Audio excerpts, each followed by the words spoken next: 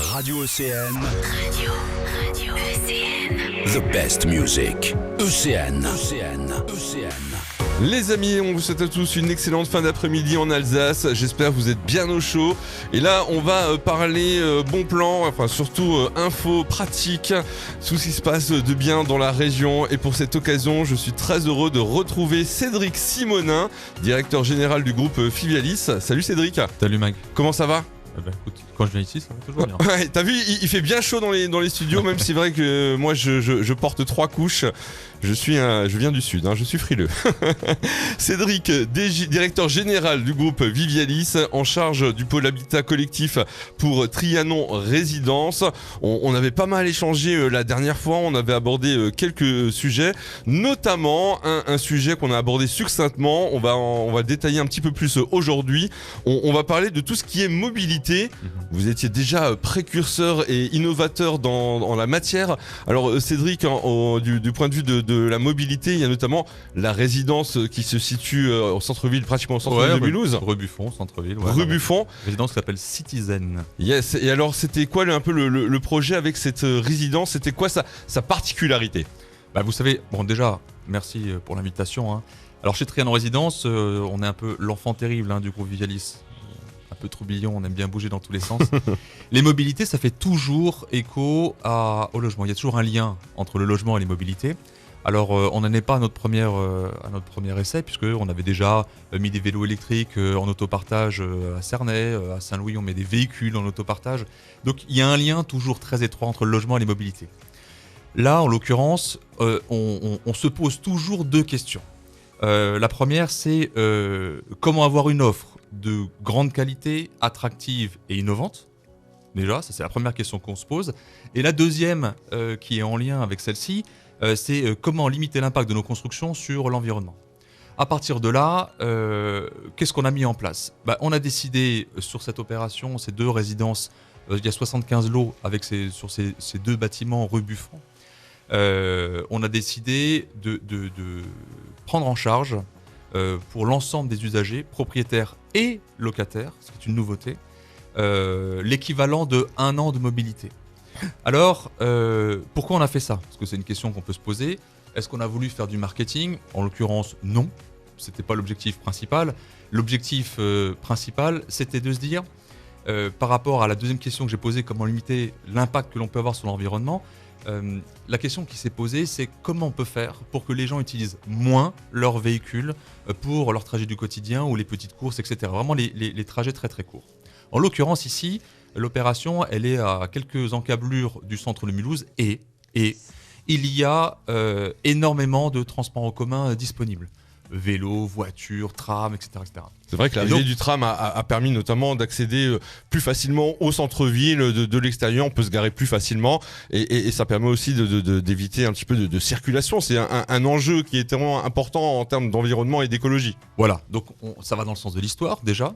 Et donc cette offre qui est extrêmement dense et importante par rapport à cette opération, on s'est dit c'est bien dommage de pas s'en servir. Donc l'idée c'est de dire aux gens, et si on essayait ensemble de changer les habitudes ? Parce que quand on parle de développement durable, la plus grande difficulté, c'est changer ses habitudes. Et donc là, on s'est dit, les gens, ils vont pas changer forcément d'habitude tout seuls. Donc on va les pousser un petit peu et les aider. Donc on s'est dit, tiens, on va leur offrir 1 an de mobilité. Quand c'est offert, généralement, on a tendance à les utiliser, on espère. Et puis, on s'est dit, peut-être qu'ils vont prendre des nouvelles habitudes et qu'ils vont peut-être changer à terme leurs habitudes. Donc c'est pas un vœu pieux, puisqu'on a eu un écho extrêmement favorable. Il nous reste encore sur les 75 lots une dizaine de lots à vendre, donc c'est une opération qui marche plutôt bien. On est en train de livrer le premier bâtiment. Est-ce que tu penses que le fait d'avoir ajouté cette option, on va dire, cet avantage concret a aidé à faire partir plus vite les lots ? Je pense pas. Ça n'a pas un impact.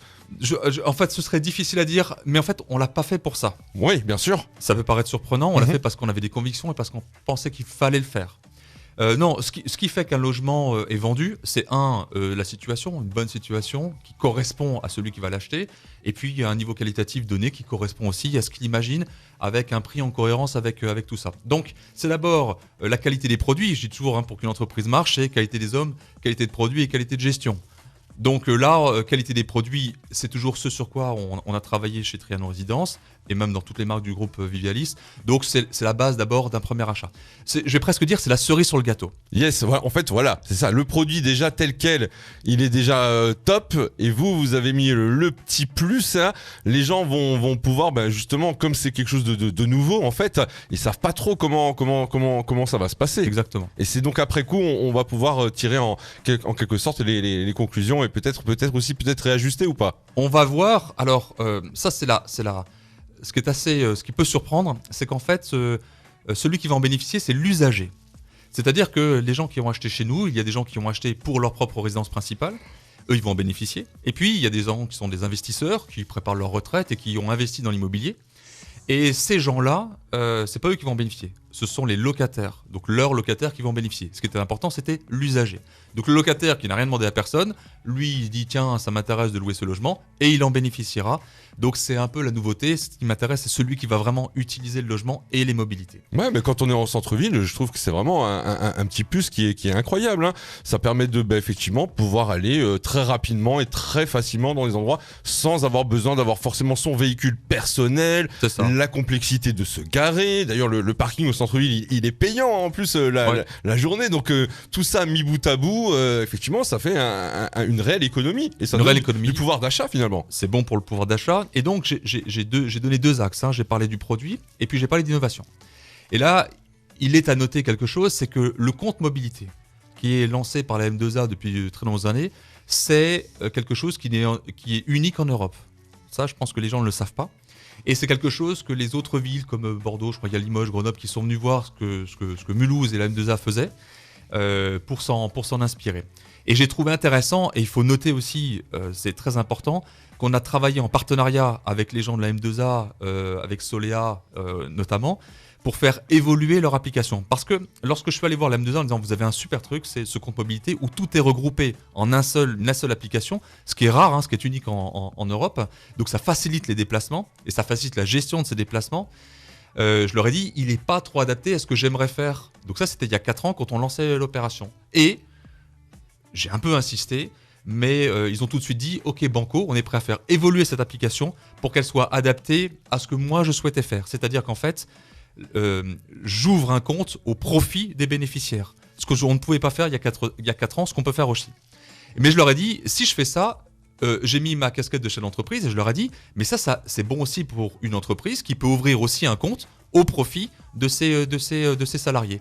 Donc je pense que ça les a convaincus et ils ont fait évoluer cette application et je pense qu'ils sont très contents de notre partenariat et c'est tellement rare de travailler tellement facilement, de manière agréable et avec le sourire, avec des gens de l'administration, il faut le signaler, c'est pas toujours simple hein, dans nos métiers. Là en l'occurrence c'était un vrai bonheur, donc je souhaite vraiment les remercier et les saluer. Ok, les amis, en plus actuellement, si vous vous déplacez dans la cité mulhousienne, régulièrement, on peut tomber sur une campagne d'affichage justement de la ville de Mulhouse hein, qui fait la promotion de ce compte mobilité, de cette application. Hein, et moi, tu vois, je l'apprends, c'est unique et c'est une première Mulhouse innovatrice. Ça fait plaisir, hein, on peut être fier quand même. Bah oui, parce que je trouve que le regard que l'on a sur Mulhouse est parfois pas totalement juste. Je suis d'accord avec toi. Ce qui est regrettable, Mulhouse est une ville qui est en transformation. Il faut savoir que pour transformer une ville et son urbanisme, ça se travaille sur 20 ou 30 ans. Donc c'est un travail qui a été initié il y a déjà une quinzaine d'années ou une vingtaine d'années, qui petit à petit paye. Mulhouse est une ville qui est en transformation. Et à ce titre-là, les gens qui ont investi, il y a des gens qui sont d'autres régions qui ont investi à Mulhouse. Donc c'est une bonne chose que Mulhouse devienne vraiment attractive. Il y a pas l'Alsace, c'est pas uniquement Strasbourg et Colmar. C'est vrai. Merci beaucoup Cédric. Hein. Finalement, pour la conclusion, on peut dire la mobilité, c'est devenu un enjeu contemporain, actuel, et qui répond à plusieurs besoins, notamment un besoin économique, un besoin environnemental, un besoin écologique, et puis ça permet aussi de se déplacer tous ensemble. Et ça, c'est bien. Je trouve que c'est vraiment un beau projet que vous avez initié et une belle innovation. Merci à toi Cédric. Merci encore. C'était Cédric Simonin, directeur général du groupe Vivialis, en charge du pôle Habitat Collectif pour Trianon Résidence. À très bientôt Cédric. À bientôt, merci Marie.